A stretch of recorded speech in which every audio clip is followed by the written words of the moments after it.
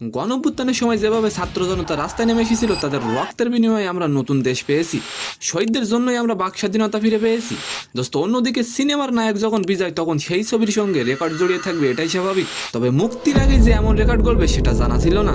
সালাম, নমস্কার দোস্ত, ছাত্র জনতার গণঅভ্যুত্থানে শহীদদের পরিবারের দেখাশোনা সহ অন্যান্য সুযোগ সুবিধা দেওয়ার দায়িত্ব সরকারের, বললেন উপদেষ্টা নাহিদ।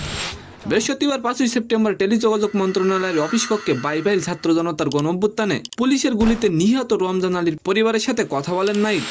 এই সময় উপদেষ্টা নাহিদ বলেন, যেভাবে ছাত্র জনতা রাস্তায় নেমে এসেছিল, তাদের রক্তের বিনিময়ে আমরা এই দেশ পেয়েছি, তাই তাদের সকল সুযোগ সুবিধা দেবে সরকার। উপদেষ্টা শহীদ পরিবারের মাসিক ভাতা সহ অন্যান্য সুযোগ সুবিধা দেওয়ার অঙ্গীকারও করেন তিনি।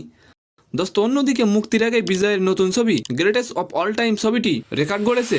মুক্তির আগেই অলরেডি ছবিটি 16 কোটি রুপি আয় করেছে। তবে এর অনেক আগে থেকেই শুরু হয়েছিল ছবিটির অগ্রিম টিকিট বিক্রি। বিজয়ের এই সিনেমা নিয়ে ভক্তদের আগ্রহ অনেক বেশি, কারণ এটিই হতে পারে বিজয়ের শেষ সিনেমা। তো সম্মানিত দর্শক, আজকের ভিডিওটি কেমন লাগলো অবশ্যই কমেন্ট বক্সে জানাবেন। আর ভিডিওটি যদি ভালো লাগে অবশ্যই একটি লাইক দিয়ে আমাদের চ্যানেলটিকে সাবস্ক্রাইব করে দিবেন। ধন্যবাদ।